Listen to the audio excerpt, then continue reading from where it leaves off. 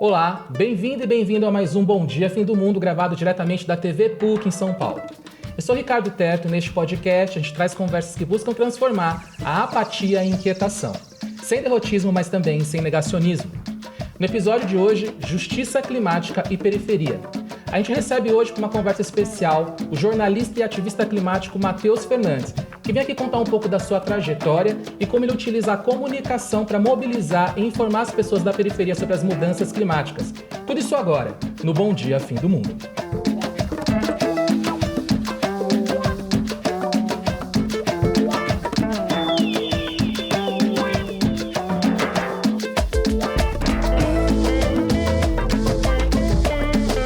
Muito bem, começando então o nosso primeiro bloco. E antes de mais nada, deixa eu apresentar e cumprimentar o nosso entrevistado de hoje.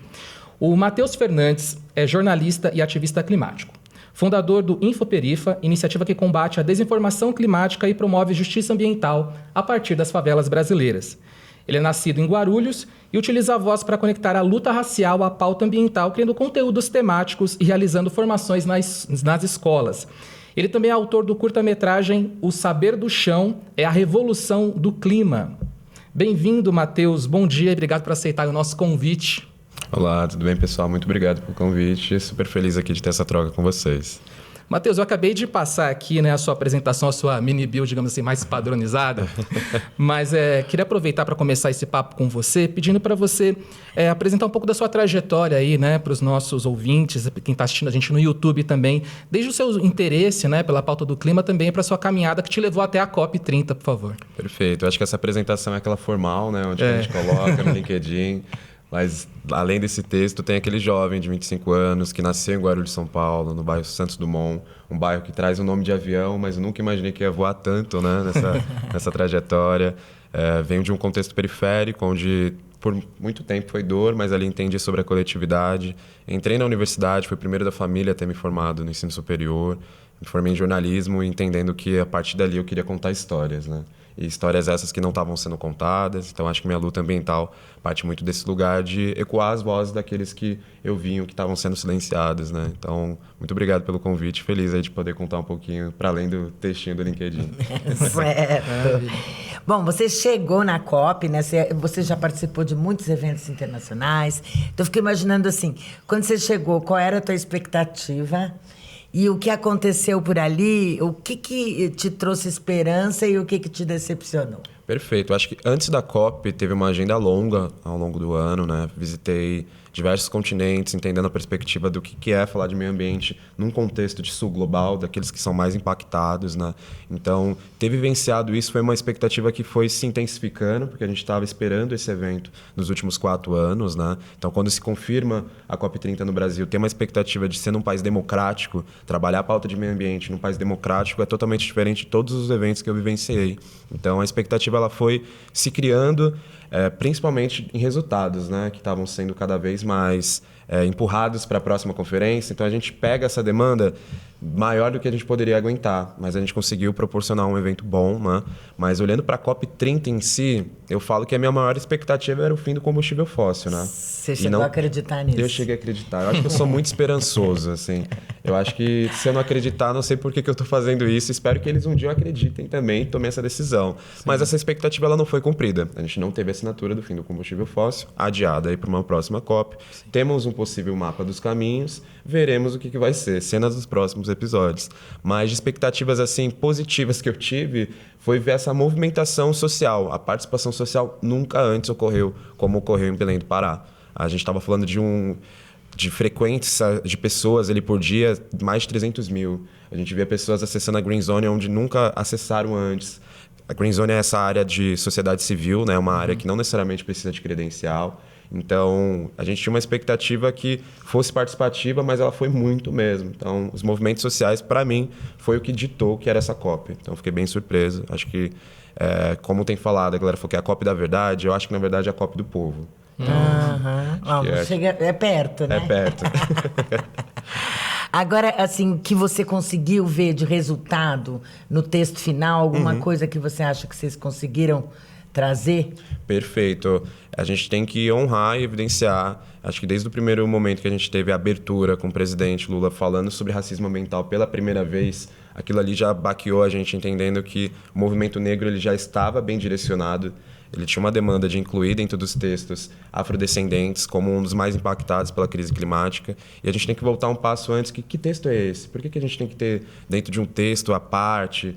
Porque se a gente não coloca no texto, a gente não tem política pública, a gente não tem financiamento, a gente não dá nome ao problema que tem no mundo, né? Então o movimento negro ele foi com essa expectativa de incluir afrodescendentes. Foi uma luta muito grande dentro das negociações, porque imagina a gente conversar com 192 partes, 192 países, a gente não consegue concordar nem dentro de casa o que a gente vai comer. Exato, né? Imagine com 192 partes, né? Mas ali foi um consenso de incluir afrodescendentes, a gente teve essa inclusão em 4 textos dentro da COP30, então é um movimento histórico, é um movimento que, assim como o Lula abre a conferência falando de racismo ambiental, a gente tem agora também evidenciado isso dentro dos textos. Eu acho que essa é a primeira parte. Enquanto juventude, a gente também teve 5 citações de crianças e adolescentes. Parece muito óbvio, né? Tipo, quando a gente fala quem está sofrendo, a gente vivenciando nesse contexto aqui de Sul Global, olhando para o Brasil, a gente sabe quem está passando essas dificuldades, mas finalmente teve a inclusão nos textos, falando sobre as crianças, falando sobre os jovens, e novamente a gente retoma. Quando a gente está dentro de um texto, a gente consegue cobrar. Então, acho que essa foi uma das entregas ali que me deixou bem contente. A gente teve um financiamento de adaptação, ainda é pouco, mas, enfim, andou um pouquinho, pelo menos nesse sentido. E escuta, quando as pessoas ficam sabendo, Matheus é uma das lideranças climáticas globais, participa da presidência da ONU, da questão do clima, como é que você leva esse tema para quem está perto de você, para os teus amigos, para a tua família, para a tua comunidade? Gente, não sei, como é que é COP? O pessoal entende o que está rolando? O pessoal percebe a urgência climática? Como é que é isso? Eu acho que a Conferência das Partes, quando a gente já coloca uma sigla, ela causa um distanciamento. Quando a gente coloca um termo em inglês, parece que a gente está falando de meio ambiente, mas não das pessoas. Então, quando eu venho com esse contexto de contar isso numa linguagem mais acessível, nas periferias, nas escolas, as pessoas, no primeiro momento, se surpreendem. O que esse cara de Black Power, de quebrada, está falando sobre isso e não é sobre abraçar a árvore? Bom, quem dera fosse, mas, enfim, eu acho que a gente tem outras questões também, como saneamento básico, saúde. Então, aterrissar, mostrar para as pessoas que aquela pauta ela faz parte do cotidiano. Então, é quase um processo total didático, assim, de você, eu estou falando para você, mas eu também estou aprendendo. Esse momento de escuta, a oralidade. Então, sempre sou muito bem recebido, assim, as pessoas me param para fazer perguntas, começam a ver na televisão e começam a me questionar, até me cobrar de coisas que eu não tenho nem culhão para me responsabilizar, que é, por exemplo, por que não teve a coleta de lixo, mas eu entendo que como porta-voz é a única pessoa que eles têm confiança. Então, acho que cada vez mais, assim, tipo, o que causava estranhamento na periferia, eu falar de meio ambiente, hoje já é diferente, causa já mais um acolhimento. As pessoas olham para mim e falam, que bom que você está lá, porque se não fosse você, eu não sei quem seria. Então, espero que tenham outros, né, porque é um fardo muito grande, mas eu sinto que essa semente está sendo germinada e semeada por aí. Matheus, eu queria até que você comentasse um pouco mais, agora você entrou nisso, sobre essa questão da comunicação, né? Onde que a gente consegue melhorar a questão de aproximar essa linguagem, essa comunicação, se afastar um pouco? O que afasta as pessoas um pouco dessa comunicação e onde a gente consegue aproximar mais as pessoas sobre a questão das mudanças climáticas? Perfeito. Eu acho que por muito tempo a gente olhava para essa pauta ambiental não associando a periferia. Eu acho que esse é um primeiro contexto, assim. As pessoas não entendiam que o meio ambiente correlacionava também com contextos de comunidade, a parte social. E não tem como a gente falar de meio ambiente sem falar da periferia. Se meio ambiente é tudo que é vivo, não tem nada que é mais vivo do que as nossas próprias vivências, né? Agora, olhando para a parte de comunicação como um todo, acho que tem esse esforço de não ser um evento do global só ali preso. A gente tem que ir do local para o global. A gente tem que trazer essa linguagem das comunidades para esses espaços, para que com a nossa linguagem, com a nossa cultura, com os nossos saberes, a gente consiga ter uma incidência dentro desses espaços, né? Então, quando a gente hoje vê iniciativas como, por exemplo, o Observatório do Clima fez um projeto super legal que é chamado Central COP, que é fazendo essa correlação de futebol com a COP, então explicando quem são os craques, quem é aquele juiz que merece o cartão vermelho, sabe? Quem que tem que sair do campo? Combustível fóssil precisa sair de campo. Então essa linguagem assim que quando você está conversando com alguém, você aterriza, você fala na linguagem dela. porque você precisa entender o mundo dela também para conseguir contextualizá-la. A gente não teve acesso a isso nas universidades, a gente não teve acesso a isso nas escolas. Então, entender que é um tema muito novo, só que não é um tema que a gente não vivenciou. A gente sabe muito. Então, acho que a comunicação, principalmente olhando para o ano de eleição que estamos iniciando, é muito relevante a gente ter candidaturas e pessoas que falam com a população. E gosto muito de falar aquela frase de Chico Mendes que para mim é quase um mantra, né? Quando a gente olha que ecologia sem luta de classe é jardinagem. Então, tem que ter a luta de classe, tem que ter a comunicação popular, ela precisa falar com o povo. Maravilha. É bom, nessa analogia ainda do futebol, né? A gente está terminando o nosso primeiro tempo. No segundo tempo a gente vai continuar esse papo aí, focando aí na parte da justiça climática. Mas, por enquanto, a gente vai para o quadro A Trombeta da Semana, que vem aí logo depois da vinheta.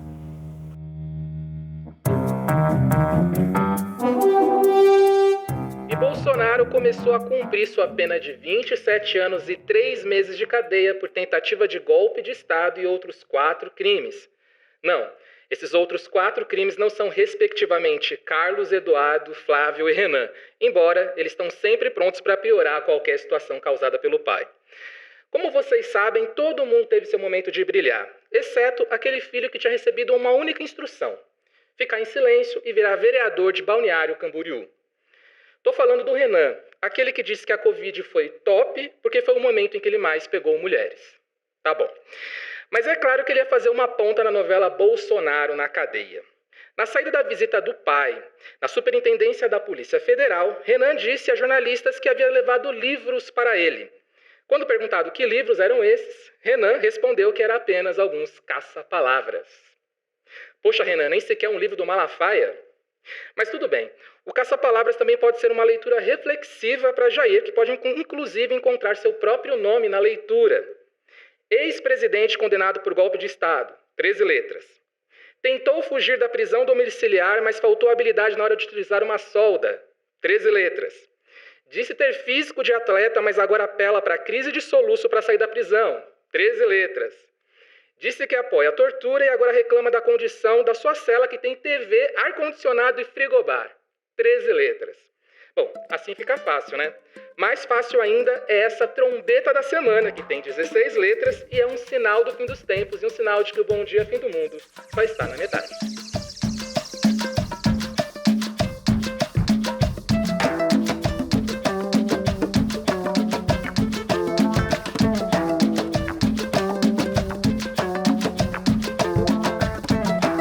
Começando então o nosso segundo bloco e como sempre fica o convite para você curtir, seguir e assinar esse podcast onde você estiver e ajudar a melhorar o engajamento do Bom Dia Fim do Mundo nas plataformas. Você pode nos dar 5 estrelas se estiver nos escutando no Spotify ou na Apple ou deixar um comentário bem bacana para a gente no Spotify e também no YouTube. Seja o nosso profeta do apocalipse e traga mais olhos e ouvidos para estas conversas. Voltando então aqui o papo com o Matheus. Matheus, a gente, como a gente comentou aí no final do primeiro bloco, né? No segundo bloco a gente vai tratar um pouco sobre justiça climática. E justiça climática é um tema que a gente abordou aqui, trouxe várias vezes aqui no Bom Dia Fim do Mundo, mas queria aproveitar aí a sua didática, inclusive, né? Sua presença aqui, para te pedir para explicar um pouco mais o que seria de fato justiça climática e o que ela significa na prática. Perfeito. Acho que até pegando esse gancho do primeiro bloco, né? A gente falou muito da questão social atrelada com a parte ambiental, mas quando a gente olha para um eixo temático de estudo, a gente está falando da justiça climática, um termo que foi popularizado fora do Brasil, nos Estados Unidos, em 2014, mas quando chega no Brasil, a gente precisa falar do contexto social brasileiro. Então, quando a gente está falando de justiça climática, evidentemente a gente está falando sobre periferia, sobre gênero, sobre raça, sobre quilombolas, ribeirinhos, entre outras nações e povos que sofrem mais com essa crise climática. Então, quando a gente pega essa alusão, entendendo que 1% dos mais ricos emitem mais do que 66% das periferias, a gente entende que tem uma injustiça ali nesse cálculo, né? Falar da justiça climática, ela por si só, ela é um movimento antirracista, ela é por si só um movimento social e ouso dizer, com certeza, que é um movimento anticapitalista, que a gente está falando sobre como ter justiça com a pauta social, com tanta gente tendo recurso, com tanta gente tendo acesso, enquanto outros têm tão pouco. Então, é importante a gente trazer essa pauta, até mesmo dentro das conferências, porque as pessoas acabam esquecendo da parte social. falam muito sobre o plantio, é muito importante a gente ter a parte técnica, né? A gente fala muito de desmatamento, a gente precisa das árvores para ter o nosso planeta Terra vivo, mas a gente também precisa entender quem são as pessoas que vivem com as árvores, quem são as pessoas que plantam, quem são as pessoas que trabalham dentro da sua casa com ondas de calor gigante, quem são as pessoas que nas escolas não têm acesso a determinada educação ou recurso. Então a justiça climática é sobre tudo isso. Por si só, a justiça climática é sobre as pessoas. Então, acho que esse é um termo que chega de 2014 para cá, e é importante a gente entender que o contexto de 2014 para cá, a gente tinha acabado de sair de uma crise no Brasil. Então, a justiça climática ela vem muito forte, evidenciando que crise é essa: a crise econômica, a crise social, a crise humanitária como um todo. É um eixo temático que eu tenho feito hoje muita pesquisa, tem muitos caminhos ainda para explorar. Observando que a gente está falando aí de 11 anos de um termo que foi mais popularizado, que foi citado pela primeira vez naquela época, acho que a gente tem um caminho agora de que justiça já foi feita e que justiça que a gente também busca querer para os nossos territórios. É incrível, né? Acaba sendo um tema que é muito mais próximo das pessoas, né? Só um comentário assim que a gente está desenhando uma crise hídrica aqui na cidade de São Paulo, né, no estado, e uma coisa que a gente ouve falar há muito tempo, por exemplo, como bairros de periferia já têm falta de água antes de bairros centrais, né? Esse é um exemplo, né? Um exemplo até hoje que eu recebi essa informação, sempre nas palestras, nas escolas, tinha um dado muito forte, que é sobre como Paraisópolis, uma das maiores periferias aqui de São Paulo, na Zona Sul, é 9 graus mais quente do que o Morumbi, que é um bairro ao lado, elitizado. Ao lado, colado. Incrível. Só que hoje saiu um novo dado, um novo estudo, evidenciando outras periferias, não só do contexto do Sudeste, que algumas periferias atingem 15 graus mais quente. Nossa. Então, tipo... No Brasil, isso? No Brasil. Então, isso é já está mostrando que é a gente que sofre. E como a gente vai agora ignorar a justiça climática a partir desse cenário? É sobre isso. É sobre a justiça que... Por que eu nasci num contexto de periferia e eu tenho que estar num lugar mais quente do que um bairro ao lado, que é arborizado, que tem acesso, que tem recurso? Então, acho que tangibilizando e trazendo um exemplo claro, por que lutar por justiça climática? Porque a gente precisa lutar pela vida. Inclusive as escolas, né? As escolas não costumam ter... ar-condicionado, né? É um calor terrível. Mas o que eu ia te falar justamente é disso. Você trabalha, chegou a me falar no telefone, muito na área de adaptação, Sim. né? E imagino que com esses números que você já trouxe de temperatura na periferia, a adaptação é uma coisa urgente, né? Você sente que isso está sendo feito? São Paulo, por exemplo, tem um orçamento para essa adaptação? Perfeito. Eu tenho duas análises. Eu acho que a análise social de quem está sofrendo está fazendo adaptação, porque a gente precisa sobreviver. A gente tem feito muita adaptação a partir da urgência. Mas, quando a gente olha o governo, que é o que deveria se responsabilizar, não nós enquanto indivíduos, a gente tem a participação ali, mas com dinheiro, com recursos, com política pública, só lá de cima, né? Tem que descer. Quando a gente olha para o estado de São Paulo como um todo, a gente tem um plano de adaptação que não é um plano atualizado, que é um plano que não prevê alagamento, que é um plano que ainda não sabe o que é mitigação, o que é adaptação. Mitigar é o que a gente já tem feito. É como se a gente colocasse um curativo. Mas adaptar é saber viver esse novo mundo, né?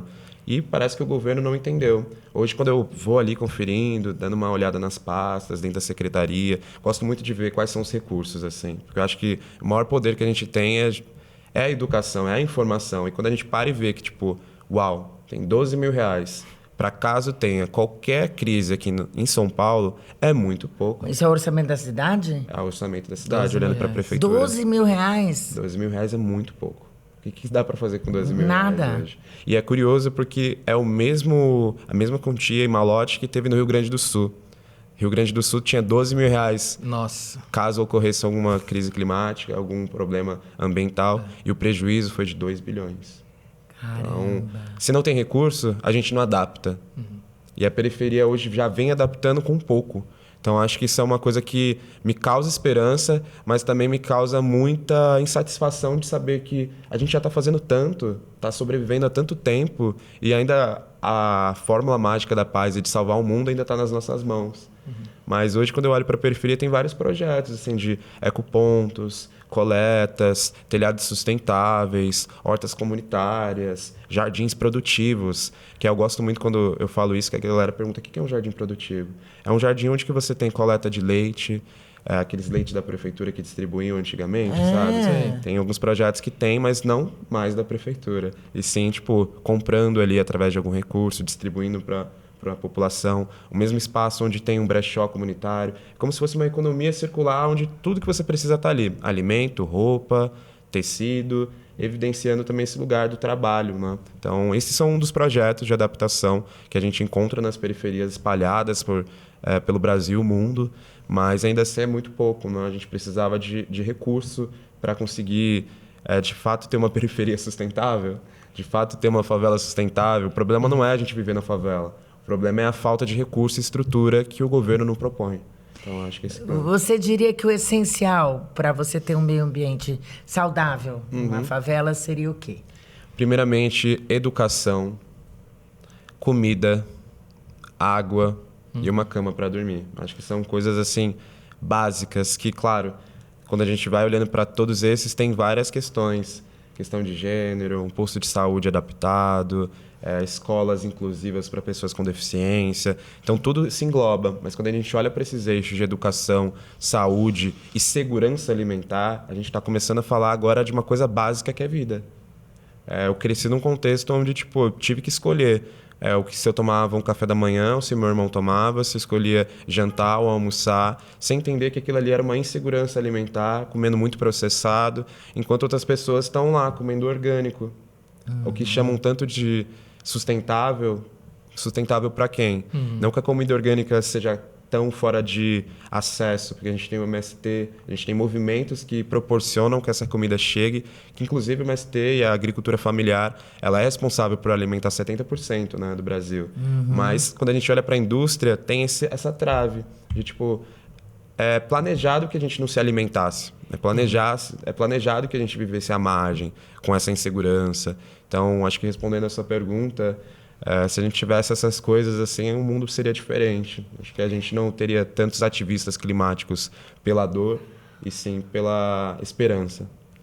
Certo. Agora a gente vê, né, que tem áreas de risco, por exemplo, Jardim Pantanal, todo ano inunda.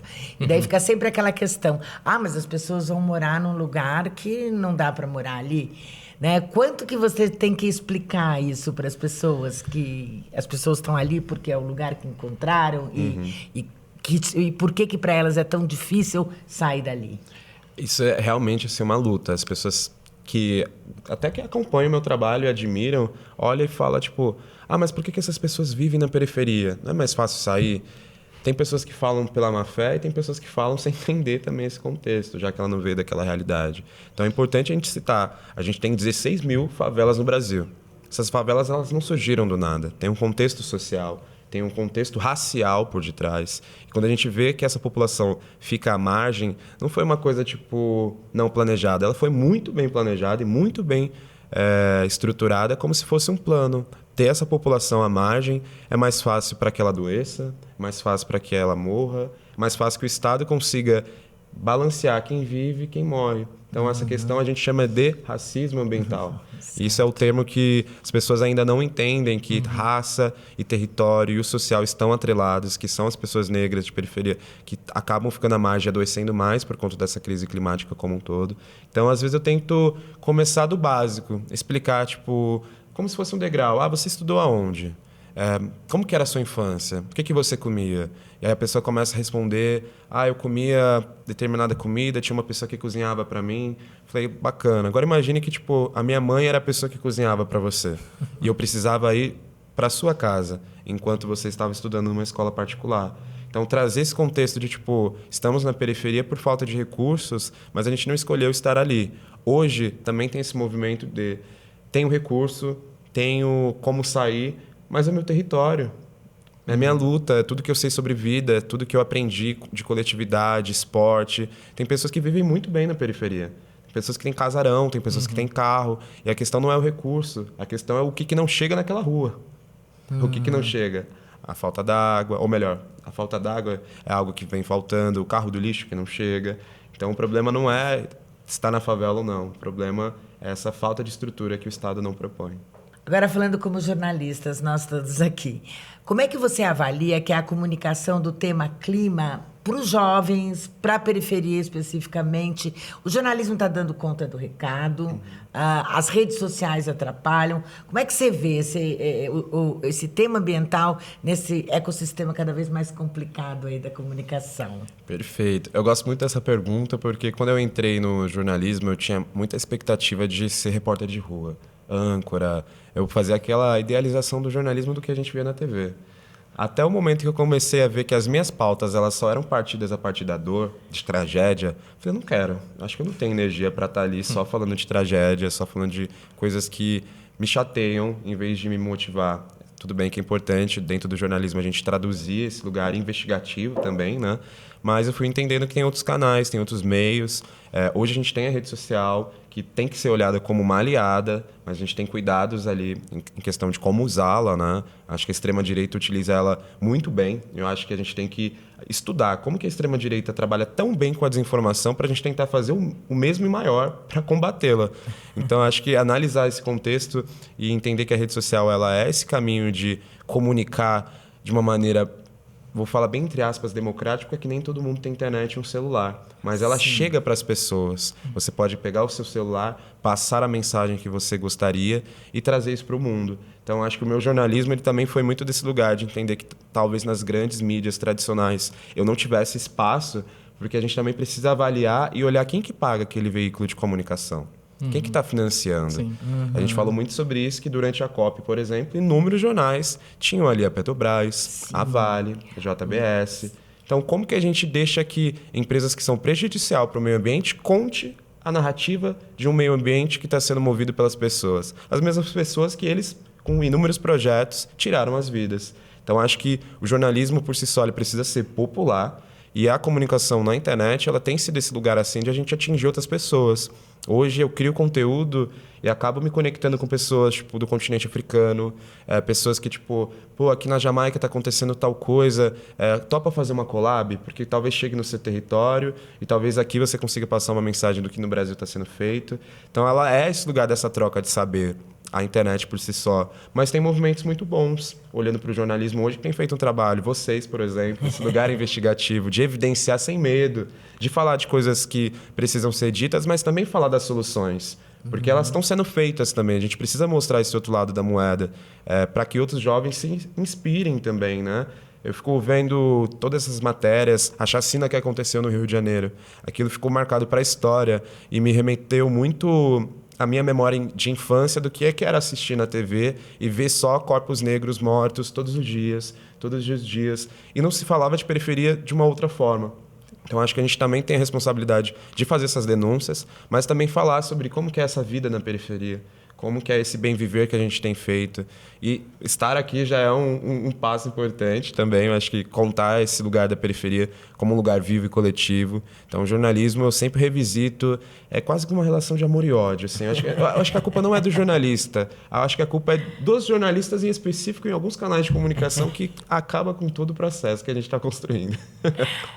Maravilha, Matheus. Realmente, a luta é longa, é de uma vida toda. Sim. Mas, infelizmente, nosso programa é curto. A gente poderia ficar te escutando aqui por muito tempo. Mas tenho certeza que quem acompanhou o programa gostou muito aqui do nosso papo. Quero te agradecer aí pela sua presença no Bom Dia Fim do Mundo. E volte mais vezes, com certeza. Muito obrigado. Agradeço e não deixem de ouvir os outros episódios também, que está muito bom. Tchau, gente. O Bom Dia Fim do Mundo continua logo depois da vinheta. E antes de ir embora, vale agradecer a nossa Arca da Salvação, que são as pessoas que apoiam o trabalho da Pública através do programa de Aliados, que é o que viabiliza matérias, reportagens e formatos como este aqui. Se você quiser fazer parte desse grupo de apoiadores, acesse apoie.apublica.org ou faça agora mesmo um pix de qualquer valor para contato@publica.org. A gente vai ficando por aqui, mas antes deixa eu me despedir da minha colega do Fim do Mundo, Marina Amaral. Um abraço, até semana que vem. Até semana que vem, Terto. Tchau, gente. E agora que o Bom Dia Fim do Mundo está chegando ao fim, chegou a hora de dar uma dica de outro podcast da Rádio Guarda-Chuva para você escutar. A dica de hoje é o podcast Autoavaliação, um podcast em 2 episódios que conta a história do famoso Proerd e como ele influenciou a educação pública de Minas Gerais. Depois que terminar o Bom Dia Fim do Mundo, procura aí pelo Autoavaliação no seu tocador favorito e boa escuta. A gente vai ficando por aqui, mas semana que vem estamos de volta quinta-feira bem cedo em todos os tocadores de podcast e também no YouTube da Agência Pública. Na quinta-feira, às 5h30 da tarde na C3 TV e às 18h30 na TVT. E segunda-feira, às 11h30 da noite no canal Universitário. Boa noite para quem nos assiste no canal Universitário. Da semana que vem, no último episódio dessa temporada. Fiquem bem. Bom dia, fim do mundo.